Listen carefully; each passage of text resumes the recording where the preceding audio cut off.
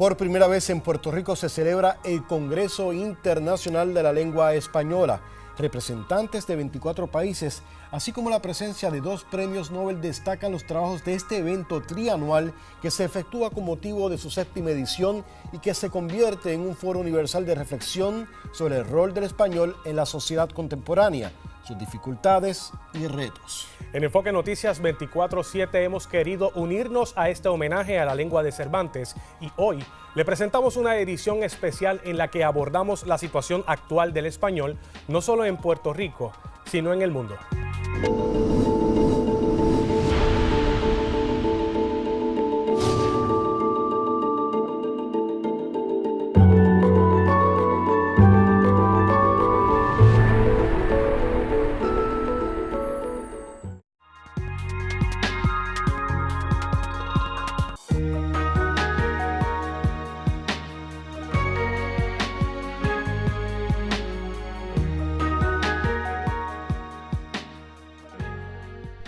Se estima que existen cerca de 7.000 lenguas y dialectos, pero solo 23 idiomas son los que dominan en el mundo. Uno de estos idiomas es el español, el cual es la segunda lengua materna más hablada en el orbe. Le precede el mandarín. Actualmente hay 470 millones de hablantes y se espera que para 2030 el número de hispanoparlantes alcance los 530 millones, equivalente a un 7.5% de la población mundial. El español, una lengua con más de 1000 años de historia, es el idioma oficial de 21 países del mundo. Es además la segunda lengua más estudiada y la tercera en número de usuarios en Internet. Ante este continuo crecimiento y sin dejar a un lado los cambios que impone la modernidad, representantes de 22 países que conforman la Asociación de Academias de la Lengua Española se han dado a la tarea de elaborar normas para mantener la unidad lingüística de cada país en donde se habla español. Como parte de este propósito, se celebra desde 1997 el Congreso Internacional de la Lengua Española. Los congresos internacionales de la lengua española se celebran cada 3 años y son el resultado de un acuerdo entre el Instituto Cervantes, la Real Academia Española y la Asociación de Academias de la Lengua Española, es decir, la asociación que reúne a las academias de cada uno de los países hispanohablantes. Son las instituciones que gobiernan los congresos internacionales de la lengua española. Cada edición se hace en un país hispanohablante y por lo tanto corresponde al gobierno de ese país hispanohablante el ofrecer la sede y ofrecer la organización in situ como país anfitrión de la celebración del Congreso. El primero tuvo lugar en Zacatecas, en México, en 1997, le siguió uno en España, en Valladolid, después en Rosario, Argentina, a continuación hubo uno en Cartagena de Indias. El siguiente tendría que haberse celebrado y estaba todo preparado para ello en Valparaíso, en Chile, pero se produjo un enorme terremoto que lo imposibilitó. Y luego el sexto, en 2013, en Panamá. Y ahora, por primera vez, en Puerto Rico.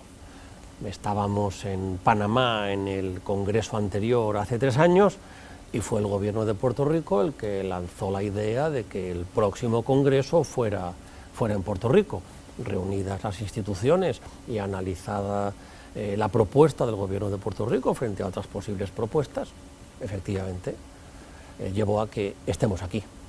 Yo creo que será un congreso no solo en Puerto Rico, sino será un congreso en el área del Caribe y será un congreso en un lugar donde el español y el inglés, que son las 2 lenguas de América, ¿verdad?, viven en estrecha convivencia. De modo que todo eso reviste un interés particular. Aparte de eso, el pueblo de Puerto Rico ha desarrollado una literatura propia, escritores brillantes, escritores de primer orden, desde el siglo XIX hasta nuestros días, y eso es un índice de la efervescencia creativa de la lengua española. Y precisamente este congreso tiene como tema central la lengua española y la creatividad.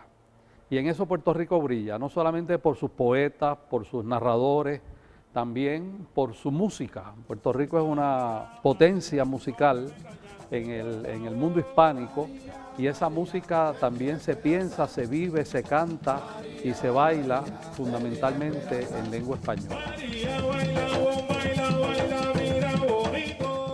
A través de la lengua, el ser humano ha creado la música, el arte, la ciencia, la filosofía, la educación. Ha sido capaz de vivir en grupo, de formar un hogar, de establecer un orden de gobierno, de moral, de religión. La lengua es también la forma propia de expresión de un pueblo o nación y constituye su idioma. En el caso de Puerto Rico, el español.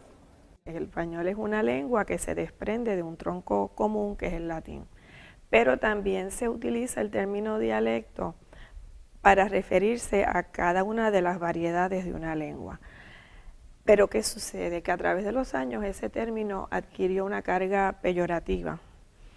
Y si decimos yo hablo el dialecto puertorriqueño, puede que alguien piense que habla una forma inferior o una forma no estándar de la lengua. Desde el punto de vista lingüístico no es así. Un dialecto es una manera de hablar. Y de hecho nadie puede hablar a menos que hable en su dialecto, es decir, entendiendo dialecto como sinónimo de variedad. Pues nosotros hablamos la variedad puertorriqueña, el mexicano, la variedad mexicana, si se puede hablar de eso, porque en México hay muchas variedades que conviven, y así sucesivamente. En Puerto Rico se habla un español tan bueno y tan defectuoso como el que se habla en España, como el que se habla en México, como el que se habla en Colombia, como el que se habla en Argentina. Hay un estereotipo sobre el español de Puerto Rico. Hay puertorriqueños que lamentablemente están convencidos de que aquí se habla el peor español del mundo hispánico. Eso es falso, absolutamente falso. El español de Puerto Rico corresponde a las características dialectales de la zona del Caribe. Esas características dialectales las tenemos que entender, porque muchas veces se consideran como defectos, cuando no es otra cosa que es la manera como la gente habla por razones históricas. Nosotros como puertorriqueños, pues tenemos en nuestra variedad un rasgo que nos identifica, la neutralización de R y L. Pues a los madrileños los identifica muchas veces esa Z interdental en vez de la D, y no se sienten o no se perciben como hablantes mediocres de la lengua porque digan Madrid en vez de Madrid, es su variedad. Y lo mismo tenemos que nosotros pensar sobre nuestra lengua. Hay unos rasgos que nos caracterizan. A través de los siglos, pues hemos ido adquiriendo unos rasgos, hemos ido perdiendo otros, y uno que ha prevalecido y que se ha mantenido y nos identifica es precisamente esa neutralización de R y L. Y muchas veces el extranjero oye ese rasgo y le llama la atención, porque viene de una zona donde ese rasgo no existe, pero no se da cuenta de los rasgos que los caracterizan a él. Por ejemplo, usted se puede mofar de un caribeño, porque la nivelación RL se hace en Puerto Rico, se hace en República Dominicana, se nivela en Cuba y se nivela en toda la zona costera del Caribe, en la costa de Venezuela, en la costa de Colombia. Aquí está un poco más marcado que en otros lugares probablemente. Pero un argentino se puede mofar de eso. Sin embargo, no se da cuenta que él no dice mayo, sino que dice macho. ¿Se da cuenta? Y un madrileño, un castellano, no se da cuenta que él no dice Madrid, sino que dice Madrid. Otro rasgo que nos caracteriza y que compartimos con con el área caribeña es la aspiración de la S. Y ahí mismo en la palabra dije aspiración, no dije aspiración. Nosotros aspiramos la S.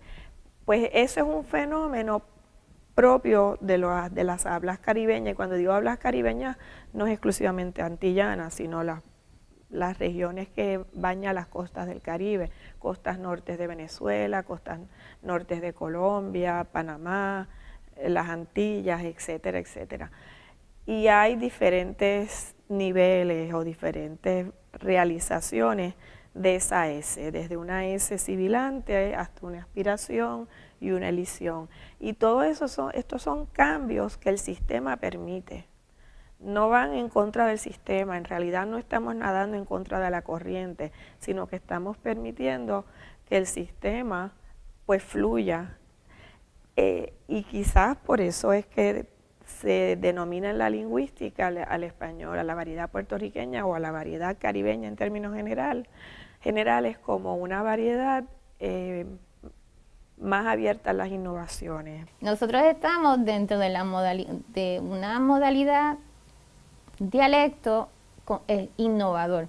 Significa que nos apartamos de ese dialecto conservador, que es el dialecto de Madrid, ¿verdad? Que es el que no utiliza el ceseo ni el yeísmo. Nosotros somos de los dialectos dentro del Caribe, después del dialecto dominicano, nosotros somos uno de los más innovadores. De modo que nosotros hablamos una lengua abierta, una lengua rica, una lengua en continua transmutación, pero ese es nuestro español.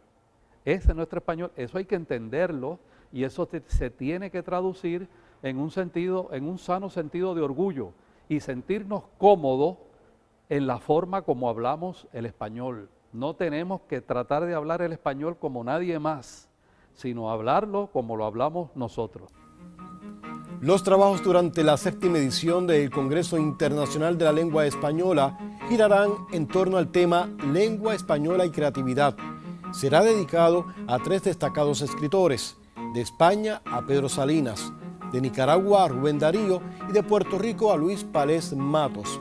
Se trata de 3 autores que tienen una gran repercusión para la lengua española y su haber literario.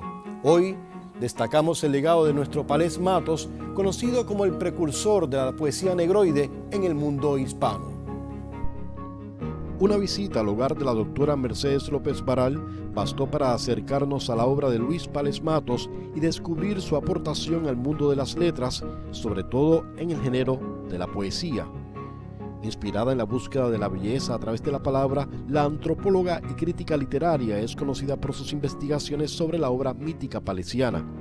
Para López Baral, y citamos, Palés es nuestro poeta mayor, un poeta que se ha metido en el imaginario popular de nuestra gente, cierra la cita. Está muy vivo entre nosotros, pero además de que se ha escogido a Palés, se ha escogido a Puerto Rico como sede de este congreso de academias. Hay muchas academias por toda América Latina y está la española, hasta en Estados Unidos hay. Se eligió a Puerto Rico, así que me parece muy bonito esto. Nos ayuda a ponernos más en el mapa de lo que estamos y luego a Palés a internacionalizarlo mejor. Además que eso significa que Puerto Rico va a estar en el ojo de los países hispanohablantes y sobre todo que es una lengua que sigue creciendo, no es una lengua que cae en el olvido. Es una lengua muy viva y lo interesante, la labor de nuestra Academia Puertorriqueña de la Lengua Española es hacer que se celebre el español puertorriqueño, que es español, ¿verdad? Que se lee y se habla en todos los países de la lengua española, pero nosotros tenemos variantes y diversidades que hay que respetar y que hay que celebrar. López Baral escuchó los poemas de Luis Palés Matos desde muy niña. Confiesa que desde antes de aprender a leer, lo escuchó por medio de las voces de sus padres, abogados que recitaban mucha poesía. La poesía se identifica por el ritmo y por las metáforas y las imágenes. Y él tiene un ritmo, por ejemplo, en la poesía negrista, un ritmo que supera muchísimo al de Nicolás Guillén, que es muy buen poeta, pero el de Palés es que te pones a bailar cuando lo estás oyendo. Pero ante su Alteza jamás oséis decir lagarto verde, pues perdiendo al instante la cabeza, todo el fino aristócrata se pierde. Y allá va el conde de la limonada. Mira cómo viene el negro pempón, mira cómo viene el negro bembón con la roja casaca alborotada y las fieras guiadas rígidas en epiléptica tensión. Allá va entre grotescos ademanes, multiplicando los orangutanes en los espejos de Cristo Balón. Luis Pález Matos nació en Guayama en el año 1889. Pasó su vida entre su pueblo natal y la ciudad de San Juan. Autodidacta que creció en un ambiente literario junto a sus padres. Comenzó a escribir en la adolescencia. A los 16 años publicó Azaleas en el 1915, su primer poemario. Luego El Palacio en Sombras, Canciones de la Vida Media, Tuntún de Paz y Grifería, Puerta del Tiempo en Tres Voces y El Llamado. Publicó en 1951 una autobiografía titulada Litoral, Reseña de una vida inútil. Muchas de sus obras y escritos se conservan en el Seminario Federico de Onís de la Universidad de Puerto Rico, recinto de Río Piedras. Cuenta con varias etapas importantes en su hacer literario, pero como poeta es el negrismo y el ciclo de Filímele lo que más lo distingue, subraya Mercedes López Baral. Poéticamente son la negritud, el negrismo, que eso es el tuntún de paz y grifería, y también este poema La plena del Menéalo, que es maravilloso, y eso empieza en el 17 con Danzarina Africana. Pero esa poesía del tuntún, esa poesía es muy rítmica, muy bailable, muy acogida popularmente, pero al mismo tiempo tiene unas metáforas vanguardistas rarísimas, misteriosas y extraordinarias, ¿no? Majestad negra. Por la encendida calle antillana va Tembandumba de la Quimbamba. Rumba, macumba, candombe y bámbola, rumba, macumba, candombe y bámbola, entre dos filas de negras caras. Luego, cuando va entrando en años, escribe al final de su vida lo que yo he llamado el ciclo de Filímele. Filímele es la última musa de él, porque en el tuntún de paz y grifería está la mulatantilla, tembandumba de la quimbamba, ¿verdad? Muy sensual. Y esta, Filímele, es la musa de sus últimos poemas, que son sobre el amor y la muerte. Y son poemas quintaesenciados, es decir, esencializados con un mínimo de retórica, de vez en cuando alguna imagen vanguardista, pero son muy clásicos. Y el valor de las palabras que va creando Luis Pález Matos en su narrativa, en su poesía, ¿qué se puede recoger que le da ese valor a la Real Academia de la Lengua Española para rendirle este homenaje? Porque está la sonoridad, está el ritmo en su poema, toda vez que usted sabe que inclusive hay artistas que han interpretado las obras de él. Es decir, que ha ido más allá del libro, del texto. Bueno, está el ritmo y, como dije, las imágenes muy poderosas que nos imantan, y tiene un vocabulario, un léxico bastante africano en el tuntún de paz y grifería, ¿verdad? Incluso la primera edición del tuntún del 37 tiene, no, la segunda del 50, un glosario de palabras africanas que él utiliza y referencias mitológicas africanas, ¿verdad?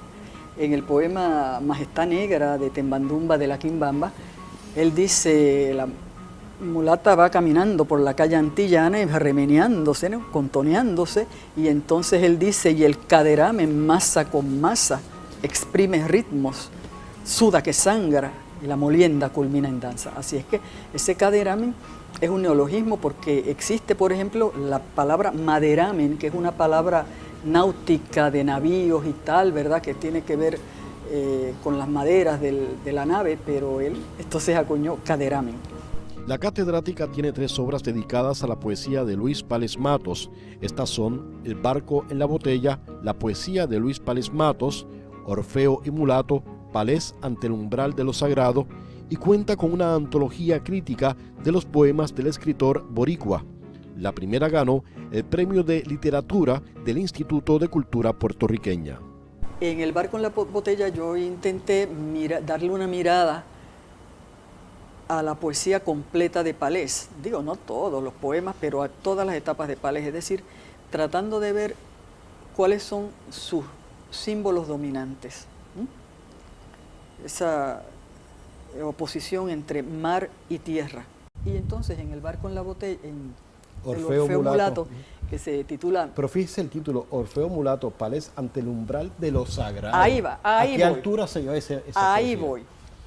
Te voy a decir cómo yo entiendo lo sagrado. Y tengo que hablar de un estudioso de las religiones, Mircea Eliade, que se pronuncia en rumano, porque es rumano, Mircea Eliade, que tiene muchos libros sobre las religiones comparadas y los mitos y tal. Él en un momento dice que lo sagrado, y esto yo lo hago mío, estoy con él, que lo sagrado no es un acontecimiento en el tiempo y el espacio, perdón, déjame decirlo de otra manera, más que un acontecimiento en el tiempo y el espacio, es un elemento constitutivo de la psique humana. Y entonces, para Palés, ¿qué es lo sagrado? La poesía. ¿Okay? Entonces, Philí-Meles encarna el amor y además encarna una muchacha que él amó muchísimo, pero es la belleza, es la mujer, es el amor, es la vida, es el misterio, es la muerte y es la poesía. Y ese es el umbral de lo sagrado. Y tenemos entonces el texto que es prácticamente pues, de una mirada crítica a su obra, que nos sirve como también un texto de universidad para los estudiosos. Mira, lo que es esta edición crítica, que es la primera, de la obra de Palés Matos, yo cogí todo lo que había, descubrí algún poema inédito y tal. Ahí están los poemas de Palés fijados, ¿verdad? Porque de muchos poemas hay varias versiones, yo escojo la definitiva, que en general es la final, que eligió el mismo Palés, y anoto y explico algunas cosas, hay muchas notas al calce, largas, de manera que es un libro útil porque ahí está la poesía, lo demás son libros de crítica, acercamientos, interpretaciones a la poesía, pero ahí está la obra de él. ¿Qué distingue a Palés de otros poetas de su tiempo, ¿verdad? De la primera mitad del siglo XX? Bueno, mira, cada poeta tiene un sello, un ADN, ¿verdad? Un estilo particular. Palés en esa etapa negrista fue muy rítmico y en esa etapa negrista hizo algo muy valiente en el Puerto Rico de los años 30, que fue en los versos del Tuntún, sus versos negristas, devolvernos nuestro rostro mulato en el espejo de sus versos. Nos hizo conscientes, nos ayudó a la autoestima puertorriqueña, que a veces está muy baja, ¿verdad?, a celebrar que somos mezclados todos, en distintos café con leche, o más prieto, o prieto y puya, ¿no? Así que él celebró la negritud en un momento que, bueno, eso causó un escándalo en el año 32 en el periódico El Mundo. Empezaron a escribir ensayos, escritores que llamaron quincalla de exportación estos versos y dijeron que no somos negros, que por qué estas manías de Palés, ¿no? ¿Y cómo enfrentó esa resistencia? De maravilla. Mercedes Negrón le hizo una entrevista, creo que fue en el 32, y él contestó a esos ataques diciendo, miren, lo que yo estoy haciendo es una poesía antillana, estoy celebrando la antillanía, nosotros somos antillanos y puertorriqueños, así que se defendió con mucho orgullo, claro que sí. Es en la novela autobiográfica Litoral que le dice a sus lectores el porqué de su acercamiento en el tema de la negritud. De niño, en Guayama, él tenía una nodriza negra, Lupe, una cocinera y nodriza Lupe, que cantaba, mientras acunaba a los niños de la familia, cantaba canciones africanas, el Adombe Gangamondé, que vemos en uno de los poemas de Palés, del Tuntún, pues viene de las canciones de esa negra, y él quedó hechizado. Todas las cosas de la niñez, ¿verdad?, se nos imantan y se nos meten en el inconsciente. Por otra parte, había una fuerza viva de los negros en Guayama, ¿verdad? La cultura viva negra estaba muy viva, pues también asistió una vez a un baquiné, ¿verdad? Esa celebración del niñito muerto, la celebración negra, así es que fue una cosa, yo creo que de niñez, y luego también viene la negritud, que también en Europa, tú lo ves en Picasso y lo ves en varios autores, la negritud fue un movimiento importante y él está en ella.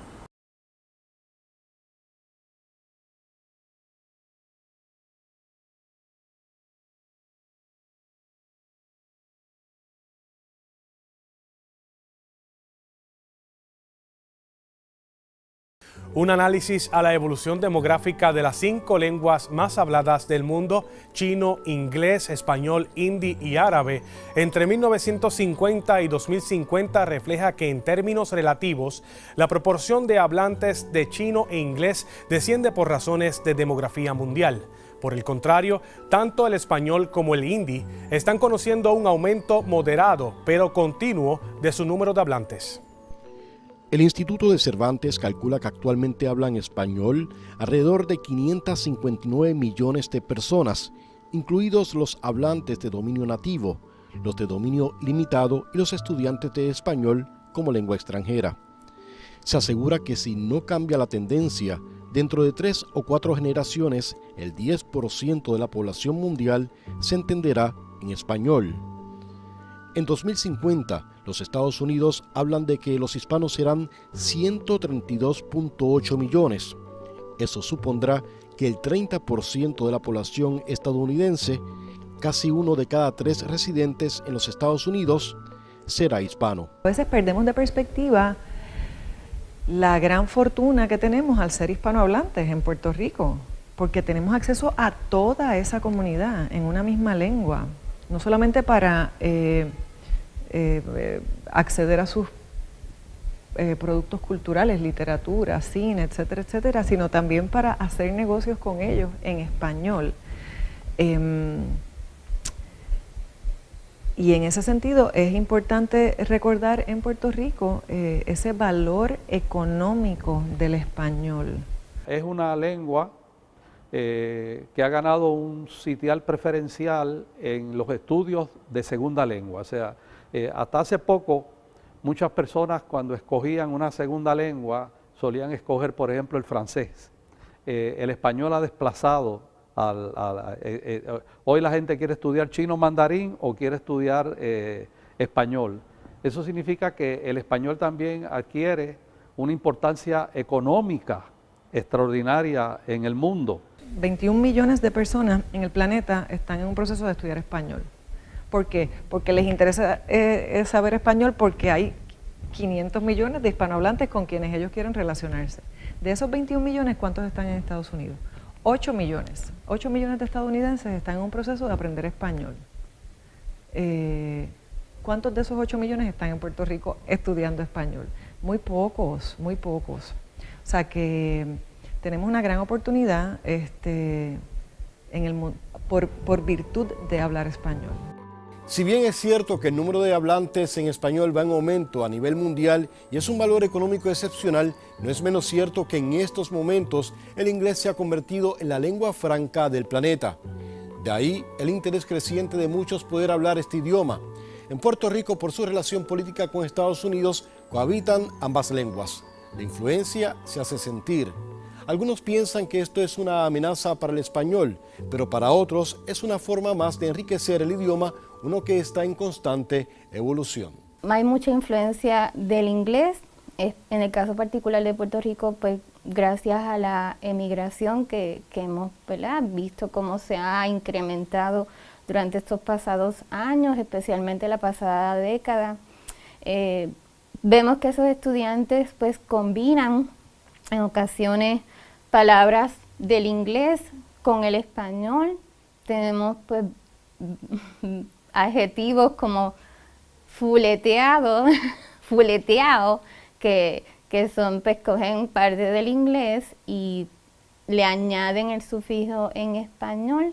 Eso pues es un proceso creativo dentro de la lengua es un ente vivo. En Puerto Rico yo creo que sí tenemos que mirar, tenemos que estudiar y entender el espacio que está ocupando el inglés en este momento. Y nuevamente, siempre debemos pensar en ampliar códigos, o sea, no es eliminar el inglés para salvar el español, es fortalecer el español para fortalecer el español y fortalecer el inglés para fortalecer el inglés, o sea, siempre debemos fortalecer y añadir, no tenemos que pensar en que hay que quitar uno para poner al otro. Podemos convivir, lo que sí tenemos que, y podemos usar palabras anglicadas.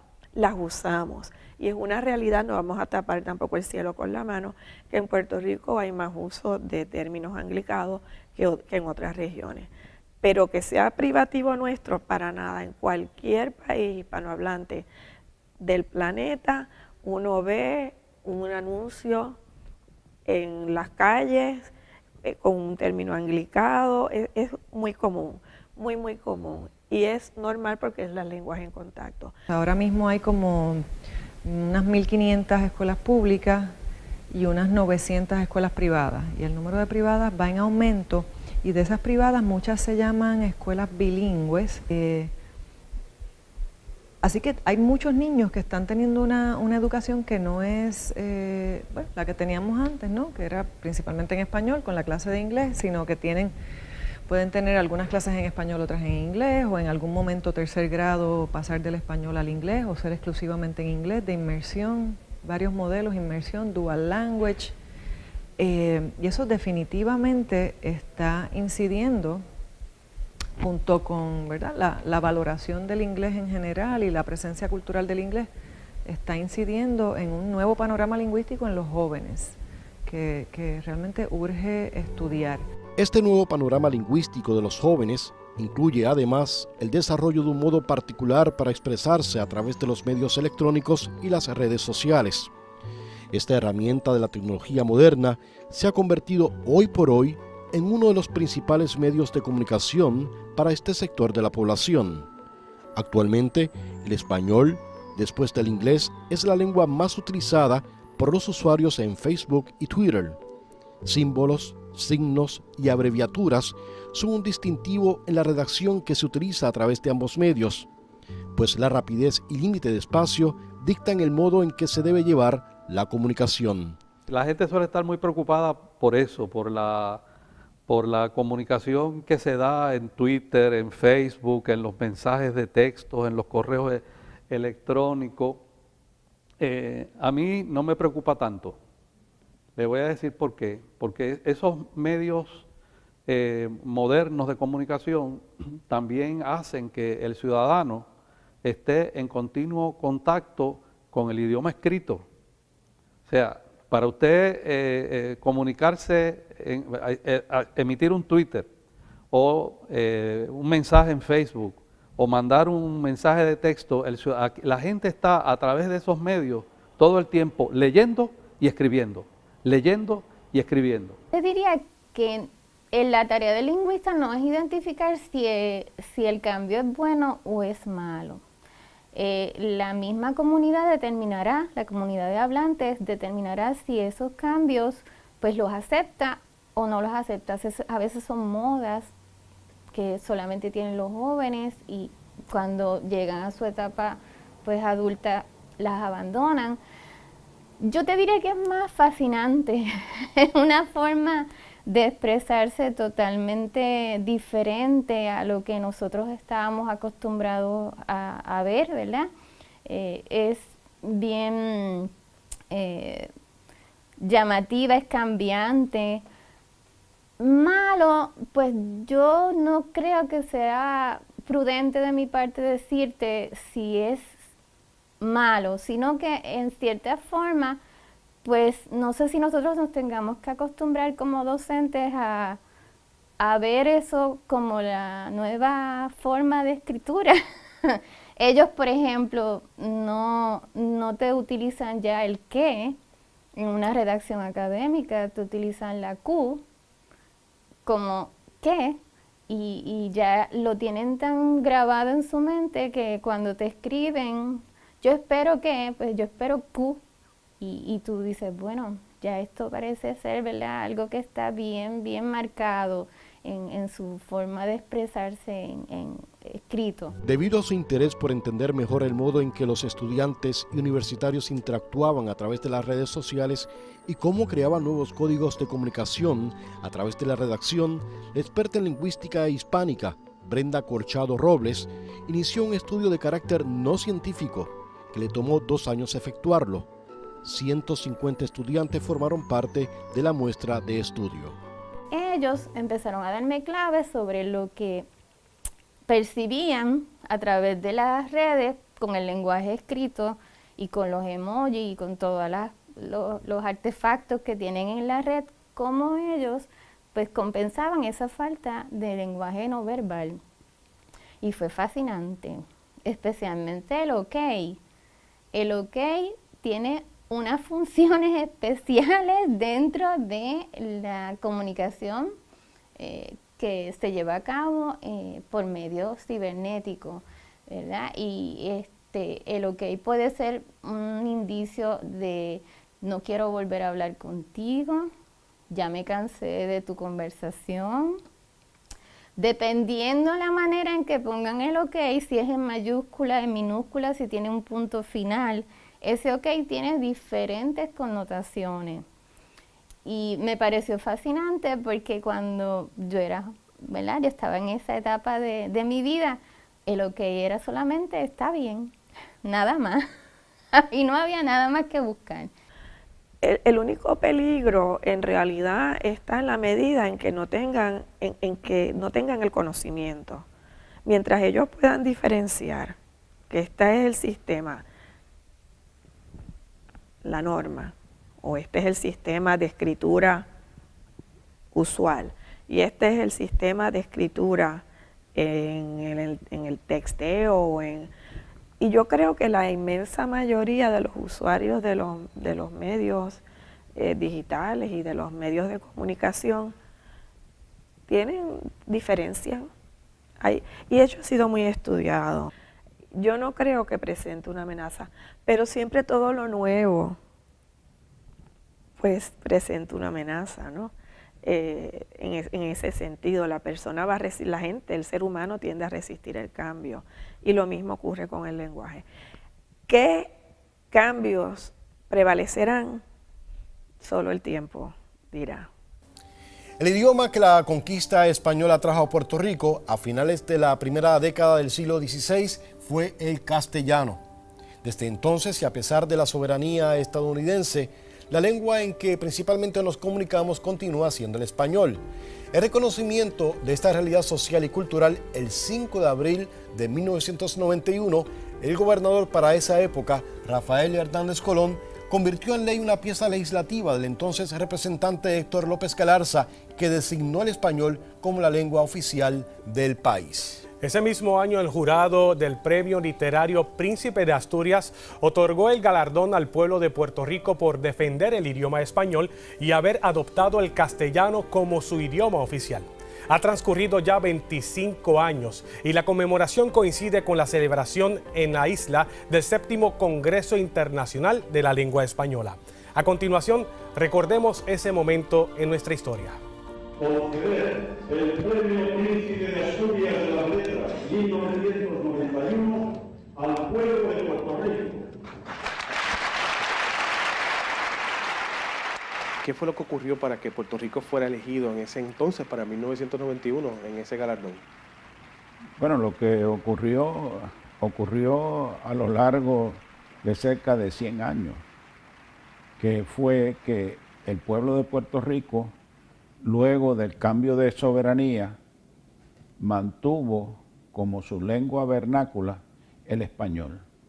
Esto fue una gesta, una hazaña de pueblo. Fue el pueblo que mantuvo su lengua. Y en el 1991 aprobamos una legislación estableciendo que nuestro vernáculo, el español, sería el idioma oficial de la isla. Hasta ese momento eran dos los idiomas oficiales, el inglés y el español. En el 91 establecimos que sería el español el oficial, que el inglés se enseñaría como un segundo idioma, tal y como se enseña, y que se trataría de que se aprendiera lo más posible por nosotros los puertorriqueños, pero la oficialidad se le daba al español.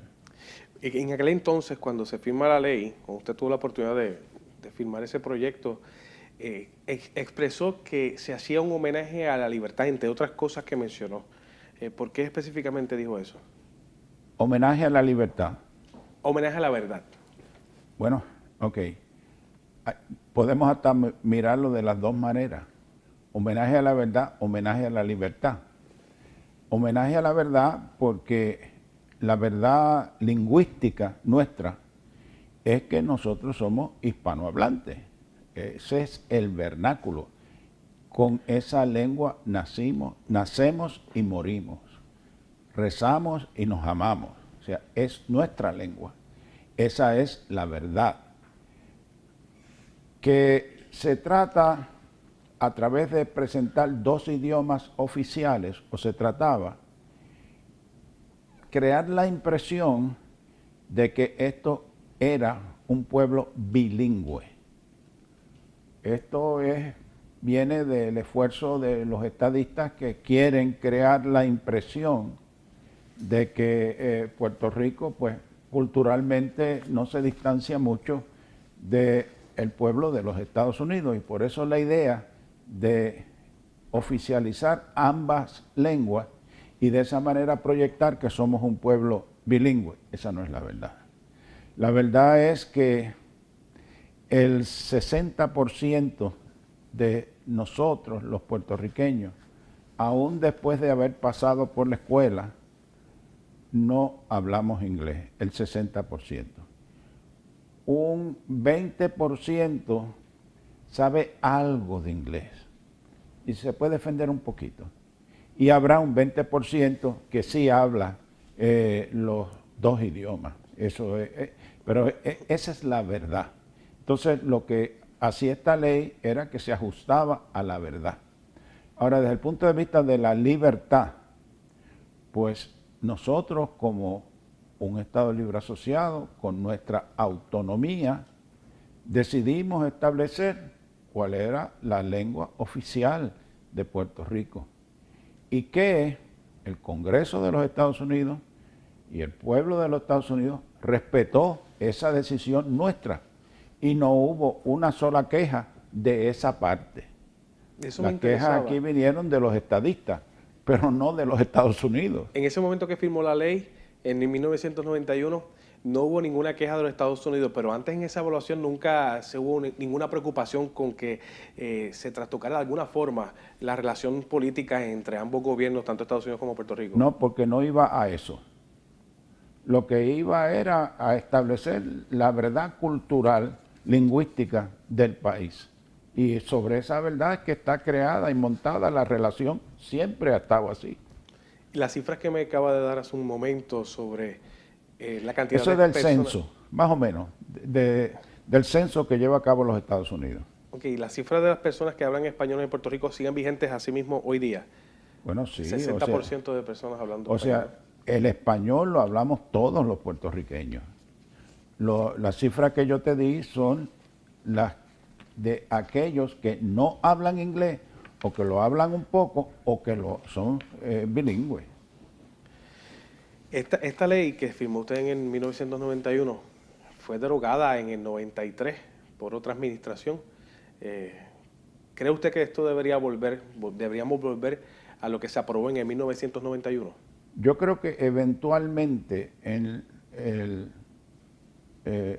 según se desenvuelva la historia de Puerto Rico, se tiene que volver a eso. Y la razón es porque, siendo esta nuestra lengua primaria, nosotros tenemos que cuidar esta lengua. Y la realidad es que nosotros los puertorriqueños hemos perdido un tanto nuestra fluidez en el uso del español. Nuestro vocabulario en español es pobre. Si, por ejemplo, se compara con el vocabulario en español de los dominicanos o de los colombianos, no digamos de los españoles de España. Y la lengua es el medio de comunicación. Y mientras mejor tú domines la lengua, mientras más la dominas, mejor te comunicas. El experimento de hacernos bilingües que se intentó desde principios de la llegada de los americanos aquí en el siglo pasado, fracasó. se intentó que en las escuelas públicas solo se enseñara en inglés y eso no pudo ser. Finalmente se echó a un lado. Luego se ha establecido una política de enseñar el inglés desde el primer grado y eso tampoco ha generado una población bilingüe. Nosotros siempre vamos a ser un pueblo hispanohablante, pero si no cuidamos la lengua, entonces podemos ser más deficientes en el uso de nuestra lengua. Licenciado, ¿a qué se le puede atribuir esa pobreza actual con nuestra lengua española en comparación como acaba de hacer con otros países? Bueno, es que aquí hay el choque de las dos culturas. O sea, aquí en el mundo comercial y financiero y buena parte del mundo legal, las transacciones y las comunicaciones se dan en inglés. Y tú tienes entonces la misma política esta de el bilingüismo supuesto oficialmente hablando y la política educativa que ha pretendido enseñar el inglés sin cuidar debidamente el español. Y déjame decirte algo sobre la enseñanza del inglés. Yo creo que los puertorriqueños deben aprender inglés y el mejor inglés posible.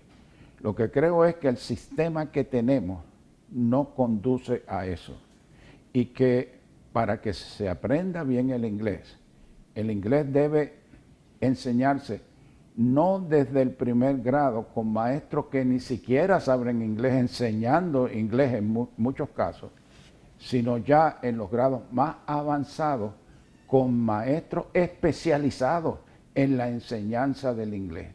Cuando ya el estudiante se dé cuenta de la importancia del inglés para poder echar para adelante en la vida, yo creo que tiene que haber un cambio, pero un cambio para que se domine más el inglés.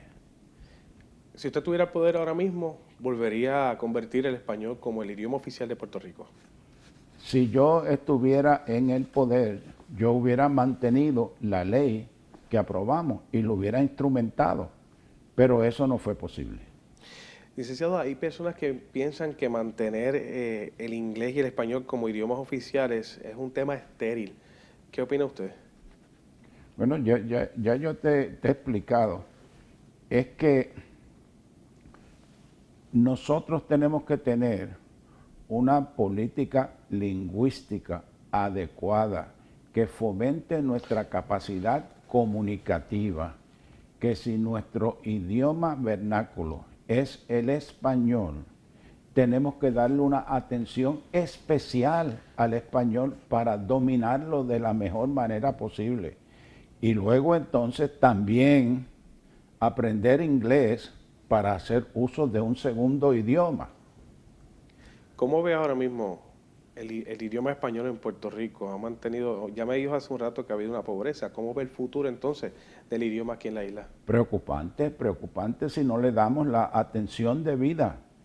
El peligro de todo esto es que nosotros nos convirtamos en semilingües. O sea, que no dominemos ninguna de las lenguas completamente. Ese es el peligro de una ambivalencia lingüística.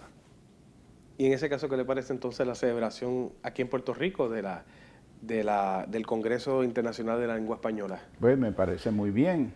Eso puede contribuir significativamente a que se cree conciencia de lo que yo estoy diciendo aquí, de la importancia del dominio de la lengua española, lengua que es hoy la segunda lengua del mundo, después del inglés, y que nosotros los puertorriqueños tenemos que enriquecer nuestro uso de la misma para comunicarnos con ese gran mundo hispanohablante que hay por allá afuera, a la vez que dominamos el inglés. No nos podemos olvidar de eso tampoco. Muchas gracias, licenciado Rafael Hernández Colón, por abrirnos la puerta aquí en su oficina y por hablarnos de tan importante tema para el beneficio del pueblo. Pues muchísimas gracias por venirnos a visitar. Aquí estamos en la fundación, estamos aquí a las órdenes. Ahí está el premio Príncipe de Asturias, la escultura de Miró y los recuerdos de aquel momento en que se reconoció al pueblo de Puerto Rico por su conservación y preservación del idioma español a pesar de los cambios de soberanía que hubo en el país. Pero es importante decir que este paso de indudable relevancia histórica para Puerto Rico no surge ni de un antagonismo, ni de una negación de otros idiomas o culturas. Se trata ni más ni menos de que todo pueblo tiene su idioma nacional, que solo por serlo merece todas las consideraciones y cuidados. El escritor inglés Samuel Johnson dijo en alguna ocasión: en el idioma está el árbol genealógico de una nación. Nuestro vernáculo es el español. Sin embargo, hablarlo por uso y costumbre no es suficiente para su conservación. Hay que conocerlo, cultivarlo y sentirnos orgullosos de nuestra variedad puertorriqueña. Variedad que nos ha dado grandes poetas, cuentistas y novelistas. Así que le invitamos a redescubrir nuestra literatura y a perseverar en aquella educación que nos ayuda a mejorar nuestra comunicación en español.